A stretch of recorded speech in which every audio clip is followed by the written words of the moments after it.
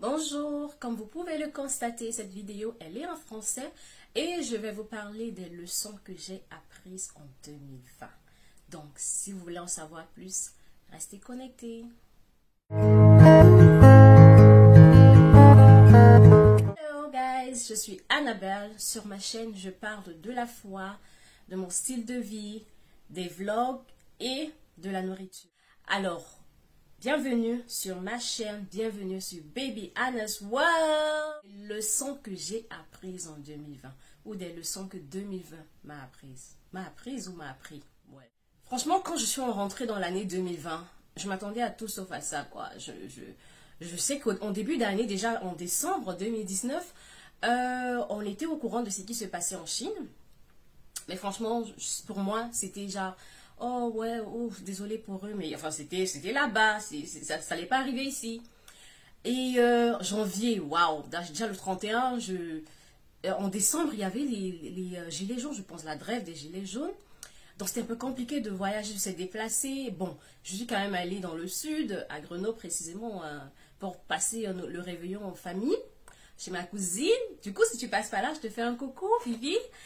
Et... c'était une galère déjà pour arriver chez elle. J'ai pas pu réserver mon train à temps. Finalement, j'ai pris le covoiturage. J'ai mis, je sais plus combien d'heures, 6 heures, je sais plus trop quand on l'a mis le gars conduisait super bien. Bref, on est arrivé. On a fait à manger. Les retrouvailles. Tout s'est bien passé, machin. À minuit. Wouh!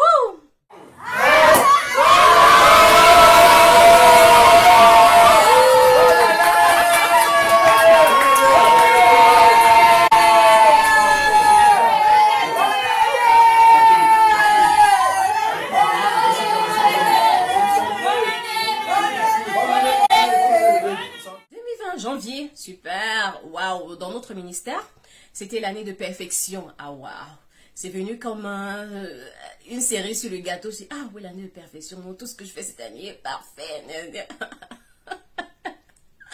Donc, alors, on se retrouve en février, c'est bien, je pense, je me rappelle même, oui, février, tout se passait bien, tout était ouvert, j'étais même allée, petite histoire, à la Saint-Valentin, j'étais partie au restaurant, mars, tout se passait bien au début mars, hein. Je suis allée à un mariage, le mariage de Marlène, qui était, je crois, le 14 mars, je suis très sûre de la date parce que le 16 mars 2020, tout a basculé.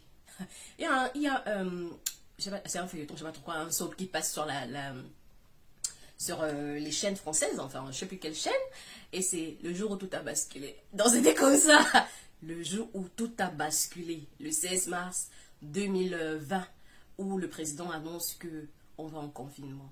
Et donc nous voilà qui rentrons dans le confinement. Jacques nous avait dit 2 semaines. Donc, ah oui, ok, c'est 2 semaines, ça va, ça passe, quoi. Après 2 semaines, il a rajouté. C'est comme ça qu'on est resté confiné jusqu'en mai. J'ai plus, bref, on est resté un long moment confiné, quoi. La galère. Et j'ai appris, justement, beaucoup de choses pendant ce temps-là. C'est de filtrer les informations qu'on reçoit. Oui. Filtrer les informations qu'on reçoit. Ah, les médias nous ont bombardés. Au début, c'était... je me rappelle au début, quand j'allais faire les courses, il fallait qu'on ait les gants. Et puis quand on arrive... Est-ce qu'il y avait... Peut-être encore le masque. Mais ouais, les gants... Quand ça arrive, tu touches ton trolley. Limite, hein, si le trolley, je pouvais souffler le trolley avançait, j'allais le faire. Je voulais rien toucher. C'était, c'est dans l'air. On rentre avec nos courses, on nettoie, on lave les courses. Bon, je faisais pas ça, hein. J'allais pas à cet extrême-là, mais je sais qu'il y a des gens qui le faisaient. Laver les mains, j'ai jamais lavé mes mains comme en 2020. Enfin, je continue à le faire, quoi. Mais en 2020, là, j'ai lavé mes mains. Si mes empreintes devaient finir, là, c'est que c'était déjà fini. Donc, après, c'était le masque. On a porté le masque. Ah, je me rappelle la première fois que je suis sortie avec le masque. Si j'ai la vidéo.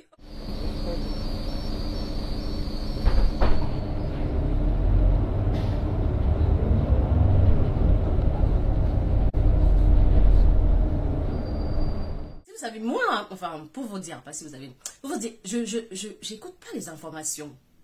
J'écoute pas les informations. Franchement, j'ai... Déjà, à la base, j'écoute pas les informations. Avec ce qui se passait encore dans tous les médias, je pars sur TF1, les gens sont morts. Comme tel nombre de personnes, à Strasbourg, il y a ceci. On est en train de rapatrier ça, enfin, de rapatrier, de ramener ça. Parce qu'il n'y a plus de place, des nouveaux cas, ci et là, machin, blabla. Et puis qu'on écoute ce qui s'est aussi passé en Italie, oh my God. Donc, tout ça, en fait, franchement, ça faisait peur. Donc, du coup, Dieu merci, j'aime pas les informations. C'était pas tout filtré. Même ce que tu regardes, tu vas dire, ah non, je regarde, mais je... Filtre. C'est les médias, ils ont toujours tendance à grossir les trucs, à rendre la chose un peu rude, justement pour faire mieux passer le message. Mais franchement, non, mon conseil, voilà, de ma modeste personne, c'est filtrer ce que vous entendez, filtrer ce que vous laissez entrer en vous, ce que vous laissez vous impacter, vous influencer. Donc, le deuxième point découle du premier, la puissance de ta parole. Ce qui sort de ta bouche, c'est très puissant. Donc, moi, ce que je faisais, je confessais, je faisais les bonnes confessions, donc les confessions positives. Ah ben, tu es en santé, tout va bien, tu ne seras pas malade, tu ne vas pas attraper le tout va bien. Amen. Tu es un enfant de Dieu, donc il n'y a pas de raison que la maladie cohabite dans ton corps avec le Saint-Esprit qui vit en toi. Amen. Donc, c'était ça, en fait, mes confessions tous les jours. Est-ce que la peur, j'avais pas peur? Oui, j'avais peur de temps en temps, enfin pas peur, mais que je me laissais un peu aller de temps en temps parce que avec tout ce qui se passait, tout ce qu'on entendait, les gens qui mouraient, voilà, dans un moment on peut être affecté, mais justement ce que je faisais c'est que quand je me sens comme ça et que j'ai peut-être laissé justement ces mauvaises influences là m'atteindre, je me mets devant mon miroir et je fais des déclarations, je parle à ma personne en fait. Le troisième point c'était justement que tu es responsable de ta propre joie. Parce que personne ne peut le faire pour toi. Personne ne peut le faire pour toi. Je me suis... 2020, j'ai appris à chérir les relations. J'ai appris à apprécier les toutes petites choses, ce qu'on prenait pour acquis. Comme par exemple la liberté de sortir. Mais je vais aller marcher. Je dois remplir un formulaire pour aller marcher. Je veux marcher, je sais pas, du coup, j'ai commencé à courir. Juste parce que je vais dehors. Oh my God, ce sentiment d'être enfermé, d'être en prison, pardon, enfin, on n'a pas fermé la porte à clé, mais tu es en prison parce que tu n'es pas libre de sortir quand tu veux, tu n'es pas libre de faire ce que tu veux, tu n'es pas libre d'aller voir tes amis. C'était pénible, c'était pénible. Donc je me sentis seule, je me rappelle, il y a une sœur, à l'église qui vit avec ses sœurs de sang chez elle. Je me rappelle une fois, elle m'a appelé ou je l'appelais, bref, on était au téléphone. Je lui ai dit, s'il te plaît, prête-moi une de tes sœurs. C'était à ce point-là. Non, 2020. Et Dieu merci pour la famille. La famille, c'est très important. Si pour la technologie, parce qu'on pouvait s'appeler, on pouvait faire des appels vidéo. Voilà, je me sentais moins seule. C'est vrai que je ne pouvais pas les toucher, je ne pouvais pas les voir physiquement, mais au moins, ils étaient là, quoi. On se parlait, ça va, ça me rassurait, je me sentais bien, voilà. Voilà. Et aussi les amis. Non. Donc, en 2020, là, j'ai pu voir qui sont mes vrais amis et qui sont mes vrais amis. Et je suis sûre que certaines personnes se sont rendues compte que je ne suis pas leur vrai ami. Et d'autres se sont rendues compte que je suis leur vrai ami. Donc, je ne suis pas là pour incriminer qui que ce soit. Mais je veux dire, il y a parmi mes amis, il y en a qui m'appelaient. Mais comment ça se passe? Comment tu vas? Comment tu m'appelais carrément pour prendre des nouvelles? Que ce soit les gens à l'église, que ce soit mes amis, que ce soit certains membres de la famille. Franchement, ça m'a fait chaud au cœur. Vraiment, merci du fond du cœur, merci d'avoir été là, merci d'avoir pris des nouvelles, merci de m'avoir encouragé. Franchement, ça m'a fait chaud au cœur et j'ai compris que c'est très important de garder des relations. Oh my God, I'm emotional. Mais oui, franchement, ça m'a touché. C'est pour vous dire que ça m'a touché. Merci. Aussi, Stop à la procrastination. Dis après moi, stop à la procrastination. Là, je suis en train de me parler à moi-même. Vous savez, il y a eu, comme je disais en début d'année, on avait des résolutions, on disait, ah, je vais faire ci, je vais faire ça, machin. Il y avait des gens qui avaient prévu de se marier, il y avait des gens qui avaient prévu ci et ça, plein de trucs, des voyages et tout et tout. Mais franchement, avec la situation et comme on était dans l'incertitude, il y a certains qui ont annulé, par exemple le mariage, il y a certains qui ont annulé les voyages, il y a certains qui... franchement, pour certains, la vie s'est arrêtée, quoi. Mais non, pourtant, hein, le temps n'attend personne. Hein. Donc, ce que j'ai appris, c'est que quand tu veux faire quelque chose, fais cette chose-là. Vas-y, fonce, fais-le. Je veux dire, Amine, il y a les gens qui se sont mariés en 2020. Il y a les gens qui se sont mariés pendant la pandémie même. Je suis un pasteur que je suis qui disait comment il célébrait certains mariages, les maris et les maris et femmes, les époux, étaient peut-être dans une pièce et lui, il était en vidéoconférence, en voilà, Zoom ou whatever, et ils célébraient leur mariage, ils unissaient leur mariage. Il y a les gens qui sont mariés en comité restreint, il y a les gens qui ont acheté leur appartement, il y a les gens qui ont passé leur permis de conduire, qui ont acheté leur voiture, il y a les gens qui, pendant que certains perdaient les emplois, c'est pas pour me moquer ou quoi que ce soit, je veux dire, mais il y en a qui ont eu des nouveaux emplois et des bons boulots. Donc, en fait, il n'y a pas d'excuse à se faire. Il n'y a pas d'excuse, il n'y a pas d'excuse. Quand tu veux faire quelque chose, fais-le. Fais-le, fais-le. Stop à la procrastination, Annabelle. Tu peux le dire en mettant ton nom. Stop à la procrastination. Les gens ont accompli des choses en 2020. Les gens se sont fait de l'argent en 2020. Pendant que d'autres pleuraient en disant que c'est une année de merde. C'était pas pour tout le monde. Les gens se sont fait de l'argent en 2020. Vraiment, pour ma part, hein, c'était un peu compliqué. Mais c'était pas comme je pensais. Parce que moi, je disais, hey, comment je vais m'en sortir? Non, franchement, Dieu merci. Tout s'est bien passé. Tout s'est bien passé. Franchement, tout s'est bien passé. Contrairement à ce que je pensais, hein. Oui. Oui, j'ai eu des rentrées d'argent. Oui, ça s'est bien passé. Ça s'est bien passé. Et justement, franchement, je ne veux pas peindre cette année en noir. J'ai appris beaucoup de choses. Et j'ai aussi beaucoup grandi. J'ai beaucoup grandi, franchement. Aussi, savoir s'adapter.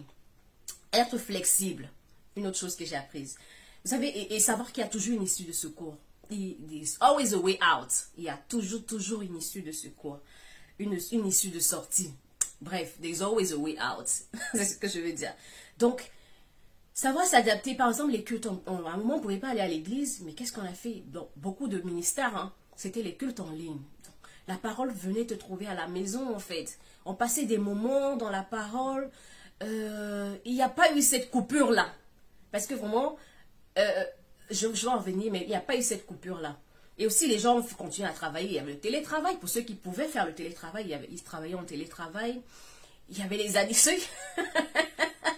Ceux qui ont eu les anniversaires pendant cette période-là faisaient les anniversaires Zoom. Que je trouvais rigolo, mais bon, après, voilà. Au lieu de, en dépit de ne rien faire, de ne rien avoir, ils avaient les anniversaires Zoom. Hey, le français, oh! Donc, ils avaient les anniversaires sur Zoom. Ils soufflaient le gâteau, les autres applaudissaient de l'autre côté de l'écran. Donc, voilà. J'ai fait un développement personnel. Je me suis découvert des talents. Je me suis mise au sport. Hey, je faisais le sport chaque jour. Chaque jour, je faisais le sport. Quand je m'en fais, j'avais rien à faire. J'avais le temps. Hein. J'avais le temps, donc j'avais rien à faire. Le matin, je me levais. Je faisais le sport. Il y avait des vidéos que je suivais sur YouTube. Et franchement, je me sentais bien. Ça me faisait être moins oisif, quoi. Donc, je me sentais bien. Ça me prenait quoi, 1 heure et tout. Je me sens bien. Et ça m'a aidé. Ça m'a aidé ce moment-là. C'était ma force, ma sorte de thérapie. Et je me suis découvert des talents de pâtissière. Ah, ce que je faisais pas avant. Avant, limite, ce que je faisais comme pâtisserie, c'était quoi, les crêpes. Mais après, là, j'ai fait des gâteaux, j'ai fait plusieurs essais, j'ai raté, mais après, je réussissais. Et en même temps, je peux faire un gâteau sans regarder la recette. C'est peut-être rien pour vous, pour moi, c'est quelque chose. Et aussi des mets, je faisais des mets revisiter. Oh, est-ce que c'est manger healthy? Aïe, j'ai fait des recettes, les smoothies passés, les ceci, machin. Donc, j'ai exploré, franchement. Ouais, j'ai appris beaucoup de choses en 2020. Et aussi, je me suis mise à la lecture, ce que je faisais pas, hein. Je me suis mise à la lecture. J'ai lu plein de bouquins, plus, les bouquins étaient plus sur la relation, enfin, en tant que femme, avec Dieu, avec les hommes, hommes, un petit H. Les relations humaines également, donc c'était ça, c'était par exemple un livre qui me vient à la tête là, c'est un livre du Bishop de T.D. Jakes, voilà, qui parlait de The Lady, Her Lord, and well, bref, je vais écrire le titre quand je vais, voilà. Donc ça c'était très bien, ça m'a appris. En fait, dans ce livre, bref, je ferai une revue sur ce livre. Je ferai une revue sur ce livre, voilà. Et j'ai aussi lu le livre de Steve, comment il s'appelle, c'est un Américain, Steve quelque chose, qui parle des relations. Et c'était, en fait, les dating. Bref, il me donnait des tips. Tips. Ouais, voilà, je vais écrire. Sur comment, en fait, gérer une relation quand quelqu'un te drague. Voilà, date. Mais non, quand tu dates. Bref, quand tu apprends à connaître quelqu'un. Donc, il nous a donné des astuces, oui. Comment t'y prendre. Ça aussi, je ferai une revue. Voilà, donc, j'ai appris à être reconnaissante. Vraiment à être reconnaissante. Reconnaissante pour ma vie, d'être en vie, d'être en santé. Pour ce que j'ai. Franchement, j'ai appris à être reconnaissant. Vraiment, les choses que je... Franchement, pour terminer, vraiment, j'aimerais remercier Dieu. Pour le ministère, enfin, de m'avoir conduit dans le ministère dans lequel je suis. Parce que pendant cette période-là, ma relation avec le Saint-Esprit, avec Dieu, était au beau fixe, quoi. Waouh. C'est fou ce que le Saint-Esprit peut faire à travers nous. C'est fou ce qu'il peut faire en nous, pour nous. Donc, ma vie de prière a changé, ma foi s'est accrue. J'ai expérimenté des choses dans le surnaturel, dans le règne de l'esprit, en fait, formidables. Cela a été visible dans beaucoup de choses que je fais. En l'occurrence, c'est des trucs que je fais, les responsabilités que j'ai à l'église. J'ai pu accomplir beaucoup de trucs, hein. Vraiment, j'ai pu accomplir beaucoup de trucs et je remercie Dieu pour cela. Et quand je parlais de notre ministère, notre pasteur, notre président, le président de mon ministère, franchement, il a été là. Chaque soir, on avait un programme. On avait un programme où ça nous aidait parce qu'au lieu d'écouter en fait les informations, les trucs négatifs qui se disaient et tout, nous, on écoutait la parole de Dieu. On était revigorés de l'intérieur. Donc, on se sentait bien. Les moments où je me sentais seule et tout, non, le Saint-Esprit que j'avais en moi, en fait, je me chargeais, en fait. Ayant passé d'excellentes soirées, on était en ligne avec le pasteur jusqu'à peut-être 23 heures. Franchement, après 23 heures, j'étais fatiguée. Vraiment, en 2020, les choses que j'ai apprises, et je ne peux pas vraiment dire que c'était une mauvaise année. C'était une année où j'ai appris à me connaître. Et oui, c'était une année de perfection, parce que je me suis perfectionnée dans beaucoup de domaines, dans mon développement personnel, dans ma vie spirituelle, dans ma gestion du temps, ma gestion financière de l'argent, ma gestion des relations avec des personnes, dans le culinaire. Franchement, c'était une bonne année. J'ai appris, j'ai grandi. Donc, alors, voilà ce que moi, j'ai appris en 2020. Donc, si vous avez d'autres choses, enfin, en commentaire, dites-moi ce que vous avez appris. Dites-moi ce que vous avez changé. Et on va se retrouver à la prochaine vidéo. N'oubliez pas, s'il vous plaît, de liker la vidéo, de commenter, comme j'ai dit, de partager et de vous abonner. J'ai constaté que vous regardez les vidéos, vous avez regardé les vidéos, vous avez regardé ma première vidéo d'introduction, mais vous vous êtes pas abonné. Abonnez-vous, il y a plus de vues que d'abonnés. Abonnez-vous s'il vous plaît, abonnez-vous, on va passer un très bon moment, je vous le promets. Alors cette vidéo était en français, je ferai une vidéo en français, une vidéo en anglais, ainsi de suite, voilà. Donc en fonction du sujet, parce que En fonction des sujets, je peux avoir plus de vocabulaire en anglais ou en français. Bon, généralement, c'est en anglais, mais là, j'ai fait en français parce que j'ai aussi une communauté francophone qui me suit. Et c'était pour leur faire plaisir. Voilà. Alors, je vous aime et grandissons ensemble. Mouah.